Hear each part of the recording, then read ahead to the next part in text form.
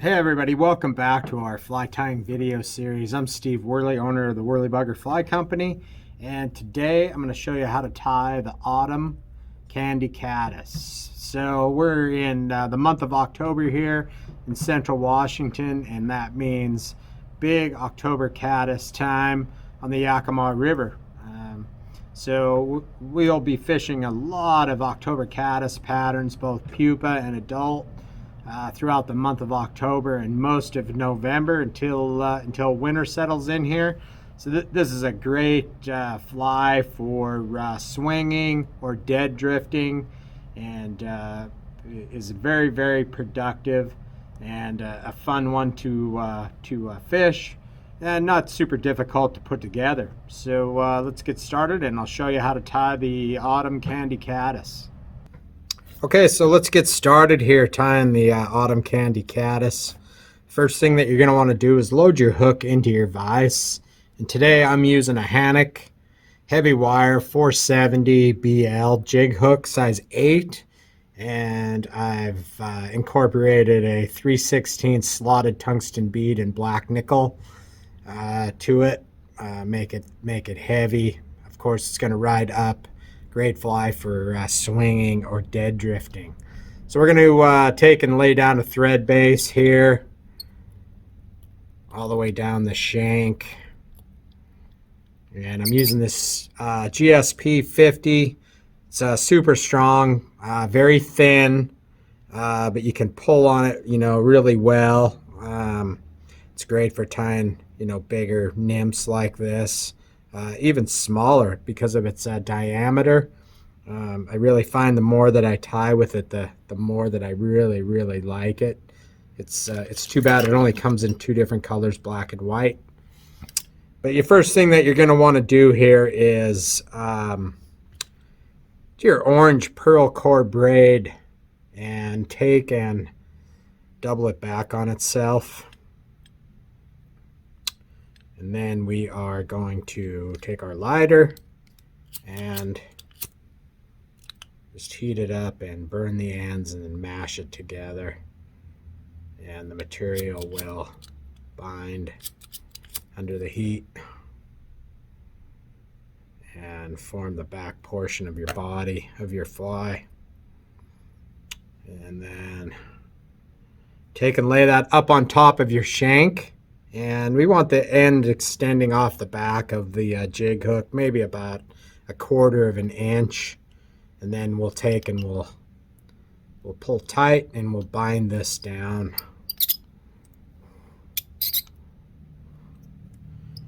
And with this gel spun thread, you can pull pretty good. I mean, it's really pretty hard to break, even in this diameter. So take and move this out of your way, because you're going to form the rest of your body with it. And then just take and lay down a little bit of this tail here and then chop off the excess, just so it's not sliding around. And work your thread back to the bend there where you connected that pearl core braid. And then we'll take the hook out of our vise and we'll turn it upright to apply our next materials.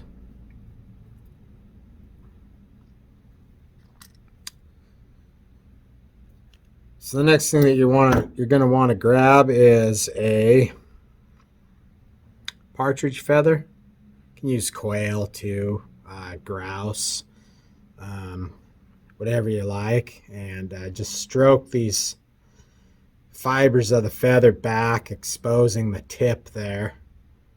And we're going to lay this in. This is going to be the back of the fly. It's gonna help add a little bit of color, a little bit of fall blending, much like the real caddis.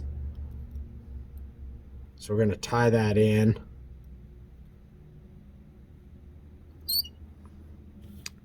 And next we're going to take a piece of wire, thin. You can use small or brassy. There's not a huge difference in the size. I like copper or gold, and we'll tie in a piece of wire and get that all bound down, and then work your thread forward to about 3/4 or so up the shank, and then we'll take our pearl core braid and we'll wind this tightly around the shank. About four wraps is what it takes. I want to make sure that you leave enough space here in the head to form your thorax of your pupa here. So we'll take and we'll bind this down nice and tight, and then you can trim off the excess there and then bind the rest of it down so it's not going anywhere. So then take your feather, we'll kind of stroke it back, stroke the fibers back the other way so it's laying flat up on top of the body. And then we'll just take and we'll bind that feather right down to the top, and you can trim off the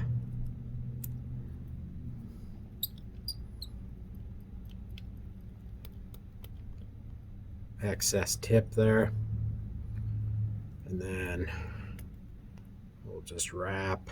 You can counter wrap it.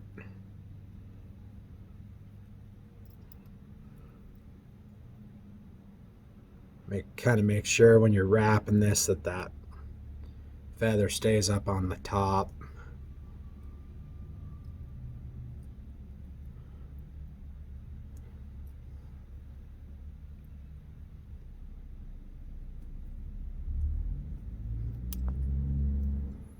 It's turning a little bit on me.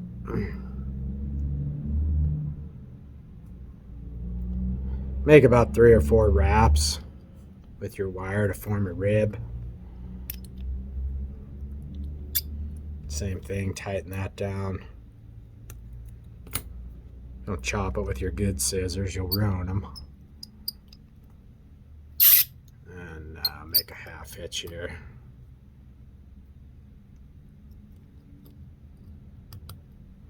Okay. So this fly is really about movement and breathability. October Caddis are very, very active, whether they're adults or pupas. So I'm going to add a couple of rubber legs, and these are fine black. So I'll just take and I'll double those up, and I'll lay them up on the top, and I'll just make a couple of real light thread wraps and chop them, then I'll pull them down over the side here, get them in place where we want them.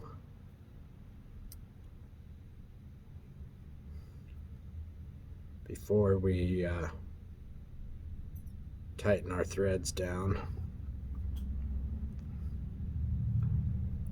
So once you have those in place, then you can take and really pull tight, make sure that your rubber legs aren't going to displace and fall or come out.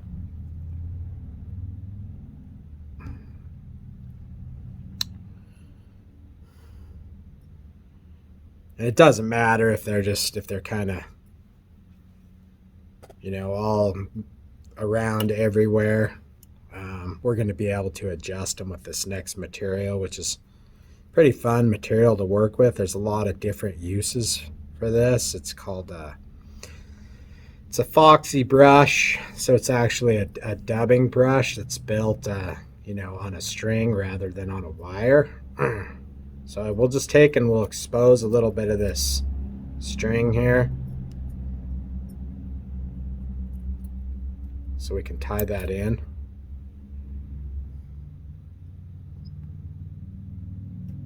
We'll just take and we'll bind that down.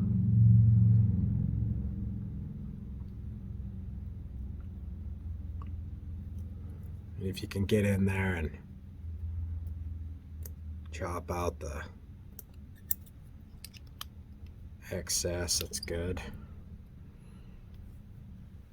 Usually what I like to do is just take my brush and we just kind of lightly just pick this out before we wrap it, just so we get all that, so the material's not wrapping on itself. It'll make it nice and buggy.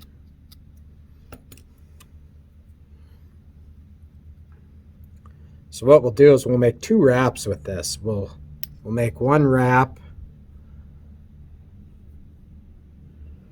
in front,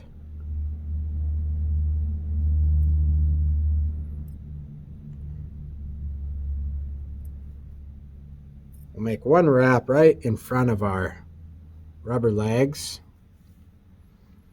and our back legs there, and then we'll take these front legs and we'll wrap right in front of them.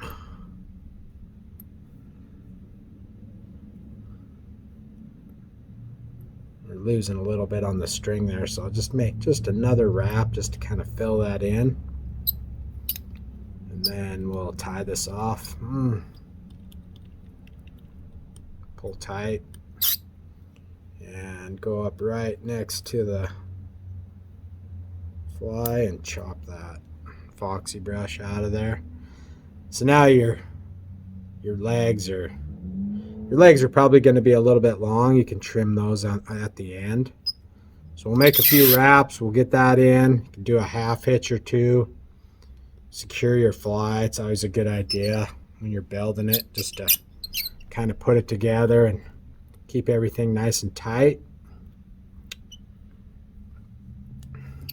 Okay, so the final stage is here. We're going to add a partridge feather. We're going to take and we're going to comb back the fibers of the feather and expose that tip. And turn it around. We're going to lay it in here and tie that tip in.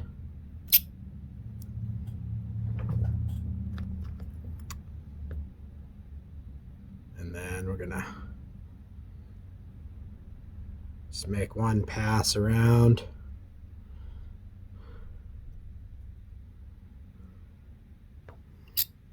The head.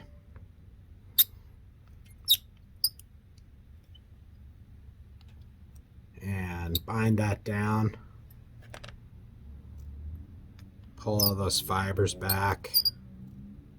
And that's going to give us some more breathability and some more movement with this. Again, these are, really active fall bugs, so as much movement as we can get out of it as possible. The rubber legs are going to help. The partridge feather is going to help, and the color. Plus this foxy brush too, it's really buggy. You can get in there and you can even brush that out some more. So that's going to aid and give it even some more movement. So we'll have just a little space left in there. So sometimes I'll take this peacock black ice dub and we'll just dub just a little bit just to kind of fill in back behind the bead. Also kind of helps lay that partridge feather down too, so just put a little bit of dubbing on there. You don't need a bunch. Pull that feather back and see that. Well, if you just pull tight, that'll suck all that up in there. And half hitch it.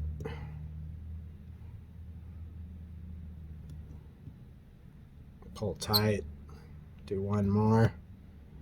And that's good. So now we have our rubber legs, and you can see these are hanging down quite a bit. So we'll just kind of trim all those to our liking.